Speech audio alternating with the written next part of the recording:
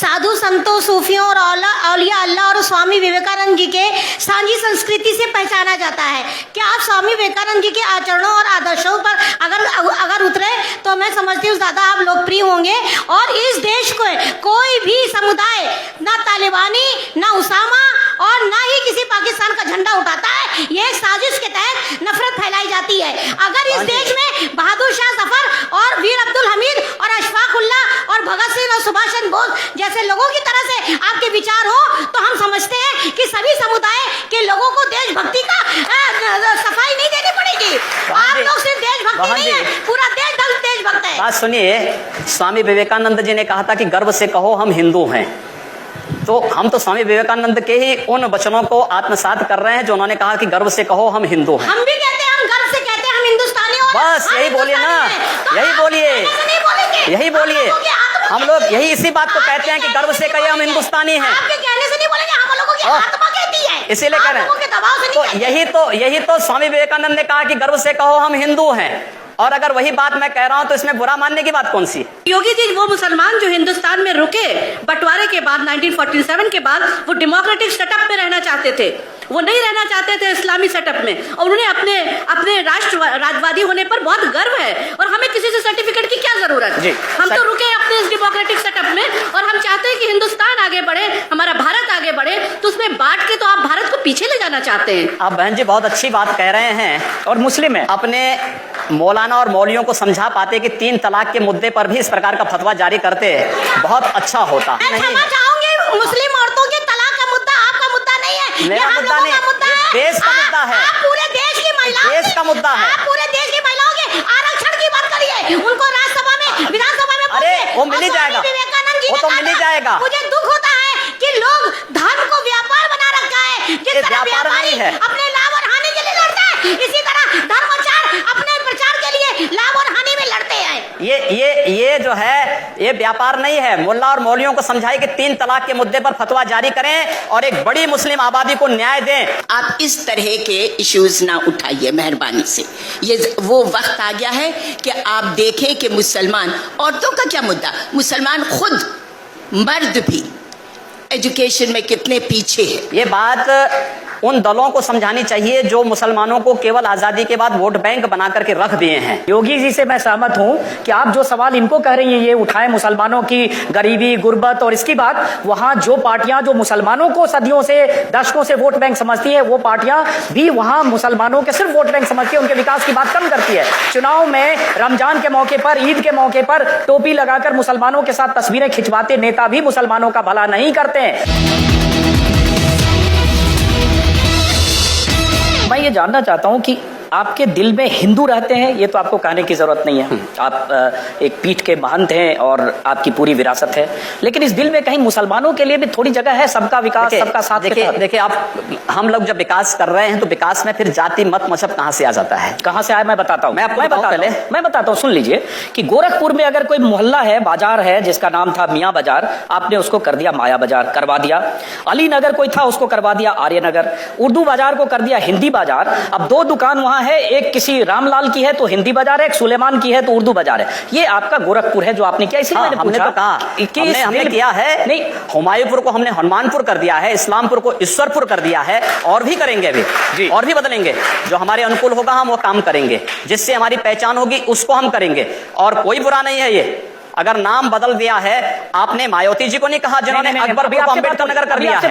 जब इसको भी तो बोलिए। आप कहिए कि मेरे दिल में सिर्फ हिंदू बसते हैं और मैं सबका साथ, सबका विकास नहीं, हिंदू का साथ, हिंदू का विकास, फिर सबका हटा दीजिए। फिर ये विकास, ये तो नामकरण हुए हैं। हम जब फर्टिलाइजर कारखाना खोलते हैं तो उससे सभी लोग लाभान्वित होते हैं। हम एम्स खोलते हैं तो उससे सभी लाभान्वित होते हैं। हम सड़क बनाते हैं तो सभी लोग उससे लाभान्वित होते हैं। हम गोरखपुर में वायु सेवा शुरू करते हैं तो सभी लोग उससे, केवल हिंदू ही थोड़े जाता है, मुसलमान भी उससे जाता है। एम्स बनेगा तो सभी लोगों का उपचार होगा। और यही नहीं, आप दूर की बात कर रहे हैं, आप अब जाइए तो ऐसा सब- गोरखनाथ मंदिर में जाइए पहले, और गोरखनाथ मंदिर के अन्य क्षेत्र में जाइए। जितना हिंदू भोजन नहीं पाता होगा उससे ज्यादा मुसलमान भोजन पाता है। गोरखनाथ मंदिर के चिकित्सालय में जाइए, जितने हिंदुओं का उपचार नहीं होता होगा उससे ज्यादा मुसलमान उससे लाभान्वित होता है। क्या बात कर रहे हैं? चलिए, नहीं कोई बात नहीं कर रहा हूं, मैं तो जो आपने किया उसी की आपको बता रहा हूं। मैं बात कहां कर रहा हूं, मैं तो तथ्य पे बात करो। एक मिनट आप, नहीं नहीं, एक मिनट। अभी आपने कहा कि एम्स में सबका इलाज होगा, जाहिर होगा, वहां ऐसा कोई इंतजाम नहीं हो सकता। आखिर ये हम ही लोग तो करा रहे जाहिर हैं। है, वहां ऐसा नहीं हो सकता कि दाढ़ी वाला देख कर उसको कहीं और भेज दिया जाए, टीका अरे भाई, वाला वही मैं देख तो कह रहा कहीं हूं और ना, तो भेज वहां दिया जाए। भेदभाव लेकिन- कहां है? लेकिन फिर ये लड़ाई क्यों ऐसी है कि मियां बाजार का नाम माया बाजार या उर्दू बाजार का नाम हिंदी बाजार, अली नगर को आने, जिसका जो नाम है रहने दीजिए। क्यों रहने दे? नहीं, मैं जानना क्यों रहने चाह रहा हूं, दे? इसका तर्क मैं जानना चाह रहा हूं। क्यों रहने दे? हम लोग जानना चाह रहा हूं इसका तर्क। कोई तर्क ये है कि यह देश पहले वह माया बाजार था, औरंगजेब के समय मियां बाजार हो गया। हमने कहा नहीं, इसको फिर से माया बाजार करो। इस्लामपुर नहीं था, पहले ईश्वरपुर था, इस्लामपुर जबरन कर दिया गया। हमने कहा फिर से ईश्वरपुर करो। तो ये जो हनुमानपुर था उसको हुमायूंपुर किया गया, फिर से हनुमानपुर किया गया। बहुत अच्छा। कोई बुरा नहीं किया। अगर किसी विदेशी आक्रांता के द्वारा एक मिनट, किसी विदेशी आक्रांता के द्वारा किसी कालखंड में कुछ ऐसा कार्य किया गया है, उसको बदला जाना चाहिए। यह देश की सांस्कृतिक आजादी की लड़ाई भी है। सही बात है। तो आप ताजमहल का नाम राम महल कर सकते हैं, क्यों नहीं करेंगे? कर देंगे। बिल्कुल किया जाना चाहिए, आवश्यकता है तो किया जाना चाहिए। चलेगा। तो जो मुमताज महल के लिए शाहजहां ने ताजमहल बनाया, अयो जांच का विषय है, चर्चा करिए ना इस पर कभी खुले मंच पर। अच्छा, तो इसका मतलब जो भी पुरानी विरासत है, अगर कहीं लाल कोई किला विरासत है, नहीं, कुतुब मीनार जो है, देश के हित में होगा हमें वह कदम सख्ती के साथ उठाना चाहिए, बिना सोच, बिना लौंग लपेट के, बिना संकोच के। तो जो देश के हित में, देश की सुरक्षा के हित में है, आने वाली पीढ़ी के भविष्य के हित में हमें वो कदम उठाने में कोई संकोच नहीं करना तो चाहिए। योगी जी आप ये मानते हैं, आप थोड़ा गुस्से में हैं, तो मैं कोई थोड़ा गुस्सा शांत नहीं हो हूं मैं आपको बता रहा हूं। आप क्योंकि मुझे कह रहे हैं, मुझे भय है कि आपको फिर पसीना ना हो जाए। नहीं, बिल्कुल नहीं, मैं चाहता हूं आप गुस्सा करिए, पसीना नहीं आएगा मुझे, चिंता मत करिए। मैं ये करूं कि इसका मतलब हुआ कि आप देश के हित में मतलब मानते हैं, जो 20-22% मुस्लिम आबादी है वो देश हित के खिलाफ है, उनको हाशिए पर रखकर आप अपना देश, अपनी दुनिया। आप कभी गोरखपुर आएंगे ना, वहां मुसलमान जब पीड़ित होता है तो वह कहीं और नहीं जाता, वो मेरे पास ही आता है, कहता साहब देखो फलाना गुंडा उसके पास कोई विकल्प नहीं है। परेशान कर रहा है। और उत्तर प्रदेश सरकार से भी जो पीड़ित होता है तो भी मेरे पास ही आता है, कहीं और नहीं जाता है। अकेले सांसद हूं जो 2, 3, 4 घंटे पब्लिक के लिए खुले उसमें बैठता हूं, कोई सुरक्षा नहीं, कोई तामझाम नहीं, कोई भी आए अपनी बात कहें, और फिर अगर बातचीत से मानेंगे ठीक, नहीं तो आंदोलन का रास्ता वहां तय होता है। हर एक व्यक्ति की सुरक्षा और हर एक व्यक्ति का विकास आपको देखना गोरखपुर में जाकर के। एक बार इसको ये बोलेंगे, हर एक व्यक्ति मतलब हिंदू हो या मुसलमान, क्या बात कर रहे हो? जो भारत का नागरिक है, जो भारत का नागरिक है वो हमारा नागरिक है, उसमें जाति मत और पंथ कहां की बात आती है? जब उस अरे मैं सनातन हिंदू धर्म का उपासक बदलना चाहते हैं, सनातन हिंदू धर्म का उपासक हूं, सर्वे भवन्तु सुखिनः सर्वे सन्तु निरामया की बात करता हूं। मैं किसी मत और मजहब का विरोधी नहीं, लेकिन जो भारत का विरोधी है मैं उसका विरोधी हूं सर। वो कोई भी हो, मैं उसका विरोधी हूं।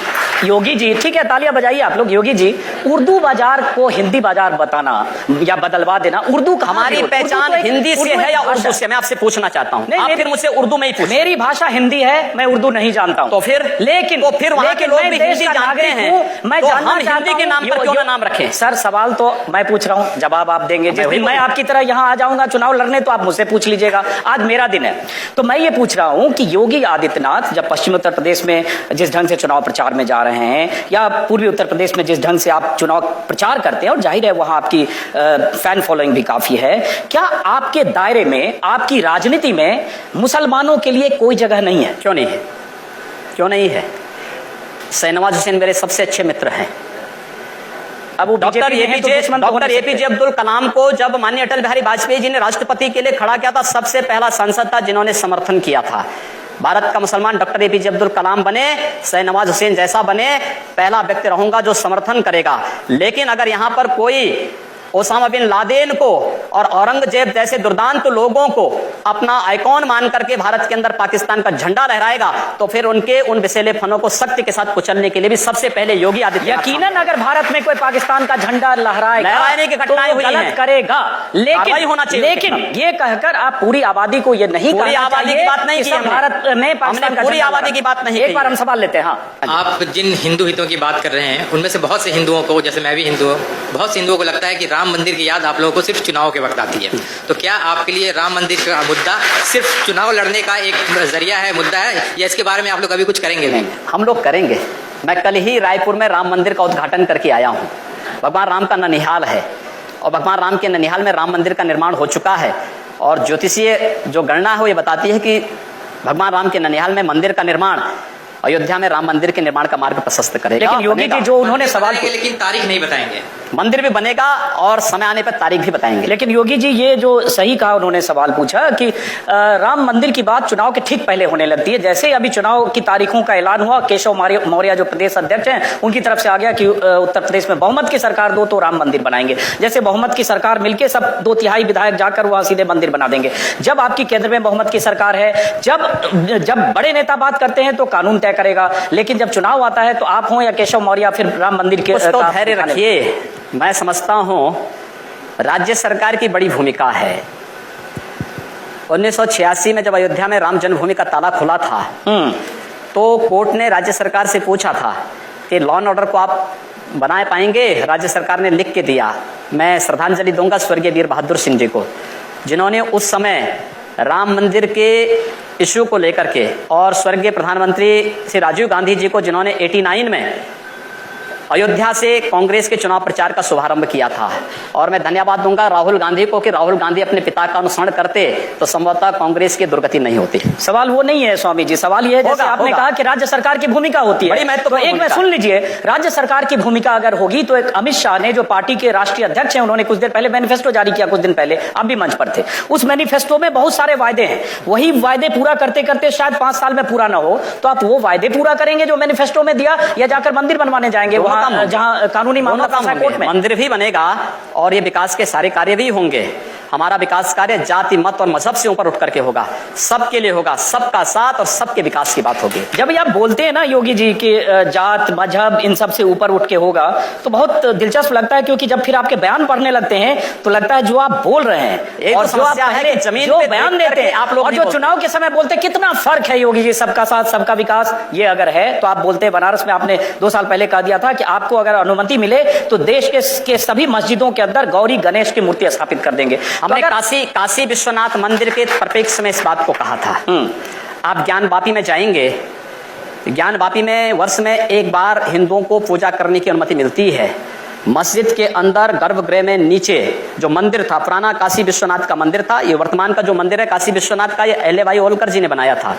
लेकिन काशी विश्वनाथ का जो मुख्य मंदिर था ज्ञान वापी मस्जिद उसी के ऊपर बनी हुई है, क्योंकि आप तो पूरे ज्ञान वापी के चारों तरफ देखेंगे सभी हिंदू देवी देवताओं की मूर्ति लगी हुई है। सारा जो आर्किटेक्ट है वो सब वही प्राचीन है। योगी जी, मुझे लगता है ये जो उकसावे की राजनीति है ना, इस राजनीति से कहीं न कहीं कई बार मोदी भी दूर हटना चाहते हैं, और आप लोगों की खासतौर से उकसावे की राजनीति, उकसावे के बयान, इसलिए कई बार प्रधानमंत्री मोदी ने भी नसीहत दी है कि बीच बीच में लोग ऐसे बयान देकर एजेंडा को डिरेल कर देते हैं, तो उन नसीहतों का भी कोई फर्क नहीं पड़ता है आप लोगों पे? मैं नहीं समझ पा रहा हूं कि आखिर जहां पर बहुसंख्यक समाज को मारा जा रहा हो या उनको पलायन करने के लिए मजबूर किया जा रहा हो, स्थानीय राज्य सरकारें निकम्मी होकर के इन सब बातों की अनदेखी कर लें, अनसुनी कर दें, तो फिर वहां पर पब्लिक की जिम्मेदारी क्या बन जाती है? मुझे तो लगता है कि आपका वक्तव्य ऐसे लगता है जैसे आप चाहते हैं कि कश्मीर की तरह सब लोग पलायन करके भाग जाओ। जी नहीं, मैं सरकार ढूंढो, मैं सरकार और सिस्टम को तोड़कर कोई आदमी कानून अपने हाथ में डंडे से, सरकारें जिस तरीके से उत्तर प्रदेश के अंदर पिछले 14 वर्षों से चली हैं, आप कोई व्यवस्था लागू करते हैं, कहते हैं कि साहब कन्या विद्याधन लागू करेंगे, लेकिन साहब नहीं, मुस्लिम कन्याओं को मिलेगा, हिंदू कन्याओं को नहीं मिलेगा। हम विकास के लिए पैसा देंगे, कब्रिस्तान के लिए पैसा देंगे, आखिर शमशान घाटों के लिए भी दे दो। ये सब नहीं कर रहे हैं आप। इसको सेकुलर कहते हैं, और अगर हम कहते हैं कि सबको दो, अगर शमशान घाट, नहीं सबको तो नहीं कहते, मैं कह रहा हूं ना, फिर वही मैं कह रहा हूं, नहीं कहते ना। उत्तर प्रदेश की पिछले 14 वर्षों की सरकारों की पूरी नीतियां ही सांप्रदायिक रही हैं। एक भी बार मीडिया इस पे क्यों नहीं बोला है? इस पे क्यों नहीं बोला है? नहीं, वो तो यानी कब्रिस्तान को पैसा मिले और शमशान घाट को ना मिले, कन्या विद्याधन मुस्लिम कन्याओं को मिले लेकिन हिंदू कन्याओं को ना मिले, एक भी बार क्यों नहीं आपने इस पे उंगली उठाई? अगर सरकार ऐसी बेईमानियां करती है तो वो भी गलत है। की है, इसका जवाब अखिलेश, मैं कह रहा हूं ना, की है, पूछना चाहिए था आपको अखिलेश यादव से इस बारे में। वो अगर ऐसी कोई सरकारें करती वो भी गलत है। और योगी जी, आप भी एक तरफा जब करेंगे हिंदू, मैं एक तरफा नहीं कर रहा हूं। हमने कहा हम अहिल्याबाई कन्या विद्या योजना के अंतर्गत स्नातक तक की शिक्षा सभी बालिकाओं को देंगे। सभी बालिकाओं का मतलब जाति, मत और मजहब कहीं नहीं आता है। हमने कहा सबका विकास होगा, हमने कहा सबका साथ होगा। अगर हम सबकी समृद्धि और सबकी सुरक्षा की बात करते हैं तो हम सांप्रदायिक हो गए, और अगर हम दलित मुस्लिम एकता की बात कर रहे हैं या यादव मुस्लिम एकता की बात कर रहे हैं तो वह सेकुलर हो गए। अच्छा, दोहरापन समाप्त होना चाहिए। योगी जी, एक सवाल मैं जनता से लूंगा, लेकिन आपने सबका साथ सबका विकास अच्छा जुमला है और प्रधानमंत्री मोदी का भी नारा है, लेकिन सबका साथ सबका विकास में 371 सीटें उत्तर प्रदेश में बीजेपी बांटती है और उसमें अगर एक मुस्लिम भी नहीं है, जिस मुस्लिम की आबादी यूपी में 18 से 20% है, तो अंदाजा लगाया जा सकता है सबका साथ सबका विकास कहना, और अगर किसी को टिकट न देना या आपको उम्मीदवार नहीं मिलेंगे तो उसके क्या मायने हैं, इसका जवाब लूंगा। लेकिन कुछ लोग हैं जो सवाल पूछना चाहते हैं। जी, कुशीनगर का हाल बिल्कुल बर्मा जैसा हो रहा है, मुसलमान वर्ग वहां सांस नहीं ले पाता है, तो आप किस तरह के काम करने में, जिसको हम माफिया कहते हैं, वो भी यही जस्टिफिकेशन देते हैं रॉबिन हुड वाला कि साहब सरकारें चीजें नहीं पहुंचा पा रही, हम अमीरों से लूट करके गरीबों को दे रहे हैं, उनको संरक्षण दे रहे हैं। इन दोनों में फर्क क्या है? देखिए, कुशीनगर में जिस प्रकार के तत्व हैं आपको मालूम है कि आईएस से जुड़े हुए तत्व भी कुशीनगर में पकड़े गए, और अगर आप उसका समर्थन करते हैं तो मैं इसको बहुत दुर्भाग्य हम नहीं, ये भड़काई नहीं, हम लोग डेलीगेशन पिछले साल लेकर गए हैं योगी जी। ऐसे गरीबों को देखिए, हम लोग वहां जा चुके हैं, ऐसे गरीब मुस्लिम परिवार बच्चों को कहीं से कोई नहीं, गलत बात कर रहे हैं। मैं देखिए, आप जो आदमी है वहां पर जो मजलूम है वो ISI नहीं हो सकता है। आप वहां पे पाकिस्तान का झंडा लहराएंगे, आप वहां पाकिस्तान का झंडा लहराएंगे तो इस चीज को कोई स्वीकार नहीं कर सकता, कोई नहीं स्वीकार कर सकता इस चीज।